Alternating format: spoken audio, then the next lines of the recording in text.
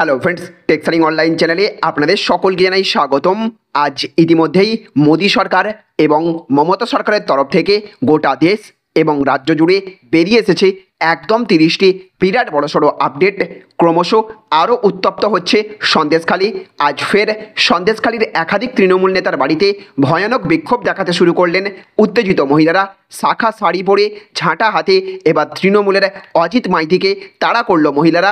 ইতিমধ্যেই পুলিশের তরফ থেকে তৃণমূলের অজিত মাইতিকে আটক করল পুলিশ।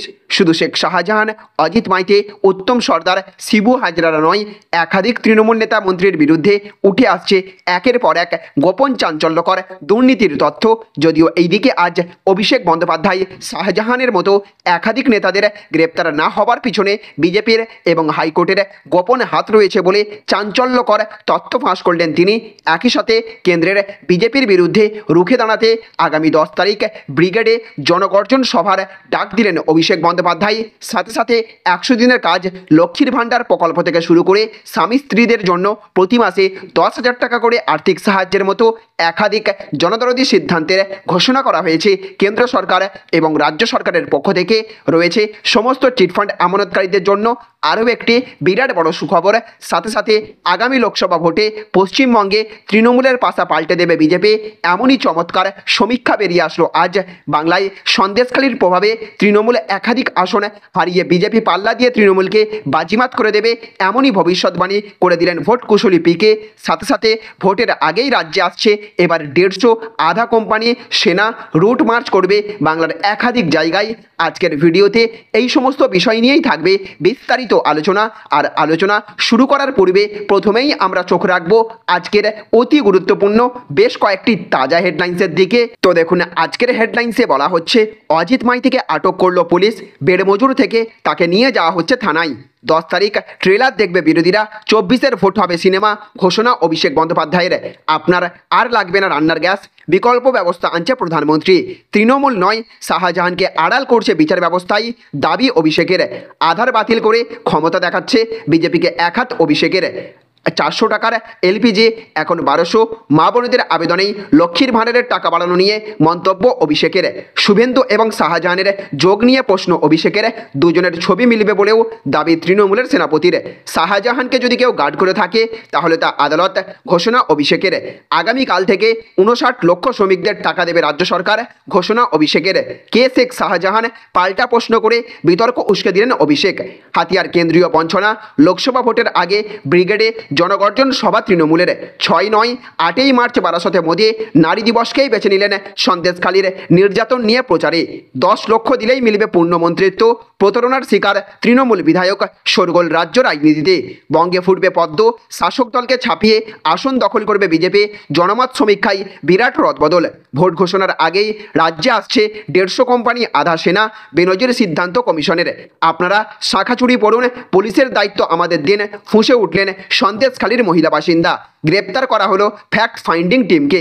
তৃণমূলের নেতারা আমাকেও কুপ্রস্তাব দেওয়ার চেষ্টা করেছে, মন্তব্য বৈশাখী বন্দ্যোপাধ্যায়ের। শাড়ি শাখা ঝাঁটা হাতে অজিত মাইতিকে তারা মহিলাদের পদ ছাড়তে চাইলেন সন্দেশখালীর তৃণমূল নেতা। নিজ গৃহ নিজ ভূমি প্রকল্পের আওতায় বাংলার সব আর্থিকভাবে দুর্বল অংশের মানুষকে আনা হচ্ছে। সরকারের নতুন উপহার, এখন স্বামী স্ত্রী উভয়ে প্রতি মাসে 10,000 টাকা পেনশন পাবেন। শেখ শাহজাহান সন্দেশখালী থেকে লুটের মাল কলকাতায় কার বাড়িতে পাঠায়, বিস্ফোরক শুভেন্দু। চিটফান্ডের আমানতকারীদের জন্য সুখবর, 2024 সালেই টাকা ফেরত পাবেন। দিলীপ ঘোষের কেন্দ্রেই এবার তৃণমূলের জয় জয়কার, খেলা ঘুরবে বলছে শাসক শিবির। বিজেপি পশ্চিমবঙ্গে ভালো ফল করবেই, সন্দেশখালীর প্রভাব ভোট বাক্সে, বড় মন্তব্য প্রশান্ত কিশোরের। সন্দেশখালী কি ডোবাবে তৃণমূলকে, বাংলায় বিজেপির ভবিষ্যৎকে, ভবিষ্যৎবাণী পিকের। একটা সিলিন্ডারেই চলবে 2 মাস, এই নিয়ম মানলেই রান্নার গ্যাস দ্রুত শেষ হবে না। তো এই সমস্ত হেডলাইনগুলি ছাড়াও রয়েছে মমতা সরকারের তরফ থেকে এই মুহূর্তে আরও একটি বড় ঘোষণা। তাই অবশ্যই মনোযোগ সহকারে সারাদিনের অত্যন্ত গুরুত্বপূর্ণ খবরগুলি একটা ভিডিওতেই দেখে নিন। আর এই ভিডিওটি শুরু করার পূর্বে আপনাদের কাছে ছোট্ট একটা অনুরোধ, অবশ্যই এই ভিডিওটা লাইক করে দেবেন এবং জনস্বার্থে ভিডিওটিকে প্রচুর পরিমাণে শেয়ার করবেন। আর আপনি এই মুহূর্তে কোন জেলার কোন ব্লক থেকে এই মুহূর্তে এই ভিডিওটি দেখছেন অবশ্যই ভিডিওর কমেন্ট বক্সে লিখে জানিয়ে দেবেন। তো দেখুন, আজকের প্রথম খবরেই বলা হচ্ছে শাড়ি শাখা ঝাঁটা হাতে অজিত মাইতিকে তারা মহিলাদের পদ ছাড়তে চাইলেন সন্দেশখালীর তৃণমূল নেতা।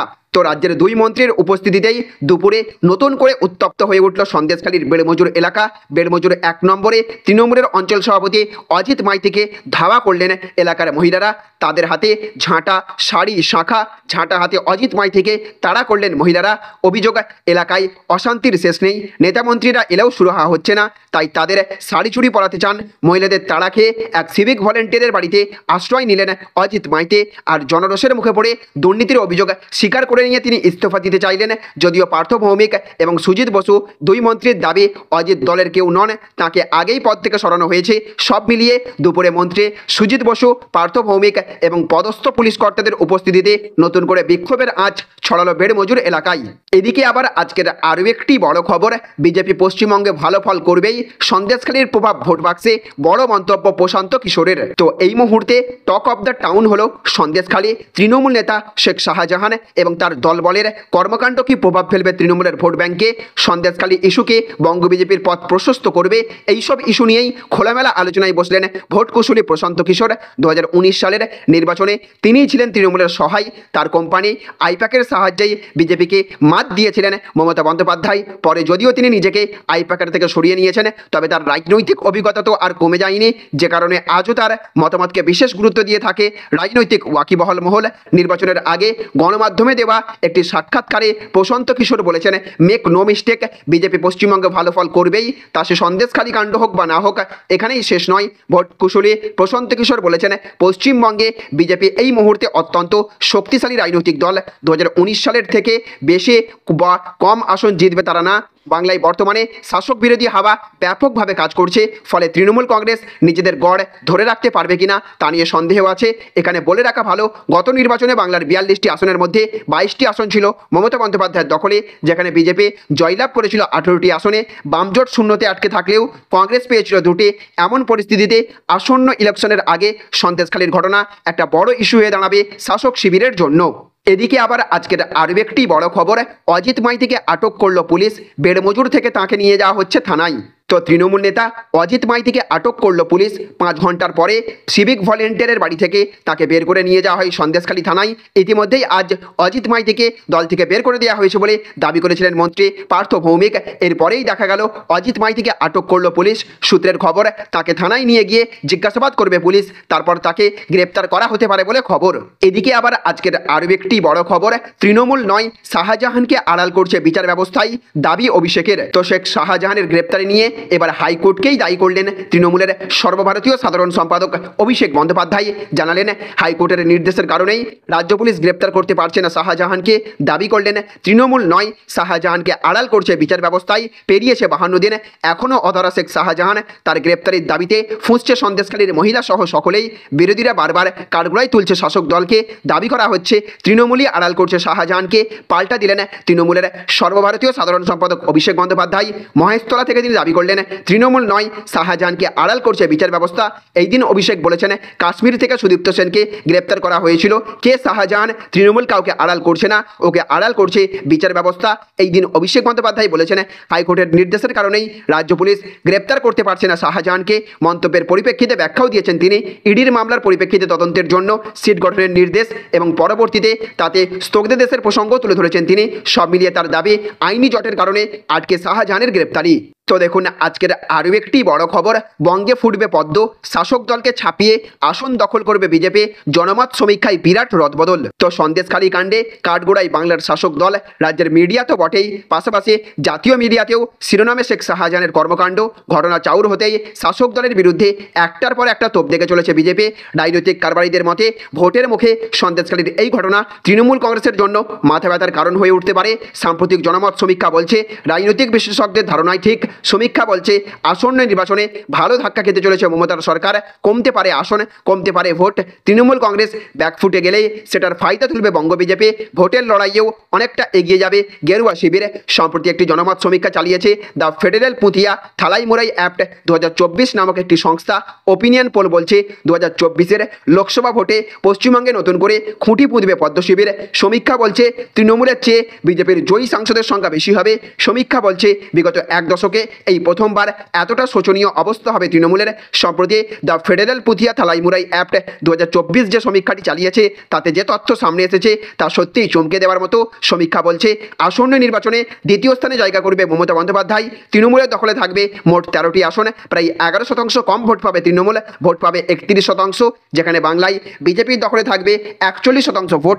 গতবারের চেয়ে 11টি বেশি আসন নিয়ে মোট 29টি আসন জিততে পারে গেরুয়া শিবির। ওইদিকে জোট সঙ্গে সিপিএমের মতো কংগ্রেসের দৌড় শূন্য অবধি বলে রিপোর্ট পেশ করেছে জনমত সমীক্ষা। তো দেখুন আজকের আরও একটি বড় খবর, চিটফান্ডের আমানতকারীদের জন্য সুখবর, 2024 সালেই টাকা ফেরত পাবেন। তো রোজভ্যালি চিটফান্ড কাণ্ড সামনে আসার পর রাজ্যের বহু আমানতকারী খুইয়েছিলেন জীবনের শেষ সম্বল, টাকা ফেরত পাওয়ার আশ্বাস তারা পেয়েছিলেন। এবার সেই সমস্ত আমানতকারীদের জন্য সুখবর, 2024 সালের প্রথমের দিকেই তাদের টাকা ফেরানোর জন্য প্রাথমিক প্রক্রিয়া শুরু হতে চলেছে। ইতিমধ্যেই একটি বিশেষ ওয়েবসাইট তৈরি করা হচ্ছে, যেখানে রোজভ্যালির আমানতকারীদের উপযুক্ত তথ্য প্রমাণ সহ আবেদন জানাতে হবে।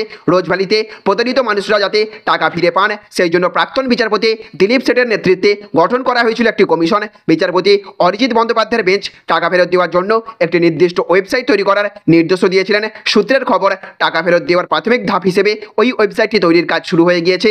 একটি সংস্থাকে সংশ্লিষ্ট কাজের জন্য বরাদ দেওয়া হয়েছে। মার্চ মাসের প্রথম সপ্তাহে সেই কাজ শেষ হওয়ার সম্ভাবনা রয়েছে। ফলে এই ওয়েবসাইটে আবেদন করলে ধাপে ধাপে টাকা পাবেন আমানতকারীরা। তো দেখুন আজকের আরও একটি বড় খবর, 10 তারিখ ট্রেলার দেখবে বিরোধীরা, 24-এর ভোট হবে সিনেমা, ঘোষণা অভিষেকের। তো লক্ষ্মীর ভাণ্ডার আমাদের প্রতিশ্রুতি, আমরা তা বাস্তবায়িত করেছে। দেখান দেখি, যেখানে আমরা হেরেছি সেখানে লক্ষ্মীর ভাণ্ডার বন্ধ করে দেওয়া হয়েছে, লক্ষ্মীর ভাণ্ডারের টাকা আরও বাড়ানো হয়েছে। এই টাকা সরাসরি মমতা বন্দ্যোপাধ্যায়ের সরকার বাংলার মা বোনেদের দিচ্ছেন। এখানে কেন্দ্র সরকারের এক পয়সাও নেই, কেন্দ্র লক্ষ্মীর ভাণ্ডারের জন্য এই পয়সাও দেয় না। এবং বিজেপি ভোটে হেরে বাংলার টাকা আটকে রেখেছে। বাংলা থেকে বিজেপি যতদিন সাংসদ পায়নি ততদিন বাংলার টাকা আটকাতে পারেনি, কিন্তু যেই আপনাদের ভোটে 18টা সাংসদ পেয়ে গেল অমনি বাংলার টাকা আটকে দিল। গত 2 বছর ধরে বাংলার সব টাকা আটকে রেখেছে কেন্দ্রের সরকার। 100 দিনের কাজের টাকা থেকে আবাসের টাকা সব আটকে রেখেছে। মহেশতলায় সংবাদ মাধ্যমের মুখোমুখি হয়ে আমজনতার উদ্দেশ্যে এভাবেই বার্তা রাখলেন অভিষেক বন্দ্যোপাধ্যায়। এই দিন অভিষেক বলেছেন, গত 5টা অর্থবর্ষে কেন্দ্র সরকার বাংলা থেকে 4,64,000 কোটি টাকা তুলে নিয়ে গিয়েছে। সেখানে বাংলার বকেয়া কেন্দ্রের কাছে আজকের দিনে দাঁড়িয়েছে 1,60,000 কোটি টাকা। বিজেপি মানুষকে ভুল বোঝাচ্ছে, বাংলার সঙ্গে বঞ্চনা করার জন্য নোংরা ষড়যন্ত্র করছে। আইলা, আমফান, কোভিডে বাংলার মানুষের পাশে তৃণমূলই থেকেছে। সুখের দিন অনেক কোকিল দেখা যায়, দুঃখের দিনে বাংলার মানুষের পাশে শুধু তৃণমূলই থাকে। 10 তারিখ বিরোধীরা ট্রেলার দেখবে, 24-এর ভোটে দেখবে সিনেমা।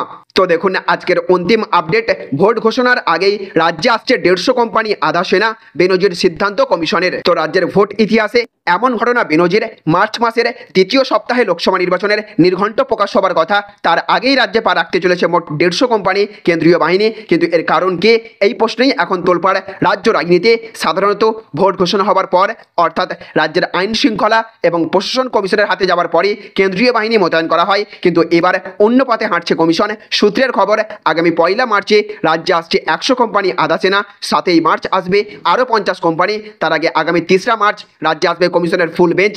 সূত্রের খবর, প্রতিটি জেলার জেলা প্রশাসনকে এখন থেকে আইন শৃঙ্খলা পরিস্থিতি নিয়ে কমিশনকে রিপোর্ট জমা দেওয়ার নির্দেশ দেওয়া হয়েছে। তারই ভিত্তিতে এবং অতীত রেকর্ডের নিরিখে রাজ্যের 42টি লোকসভা কেন্দ্র এলাকার স্পর্শকাতর বুথ এবং স্পর্শকাতর এলাকা চিহ্নিতকরণ করা হবে। কারণ স্পর্শকাতর এলাকার ভিত্তিতেই কোন এলাকায় কত বাহিনী মোতায়েন করা হবে তা ঠিক করবে কমিশন। তাহলে ফ্রেন্ডস বুঝতে পারলেন, এই ছিল আজকের কয়েকটি গুরুত্বপূর্ণ আপডেট। এই ভিডিওটি আপনাদের যদি ভালো লেগে থাকে তাহলে অবশ্যই ভিডিওটিতে এক্ষুনি একটা লাইক করবেন এবং অবশ্যই ভিডিওটিকে রাজ্যের সমস্ত মানুষের কাছে শেয়ার করে সকলকে জানার সুযোগ করে দেবেন। ভালো থাকবেন, সুস্থ থাকবেন। Thank you friends, thank you for watching.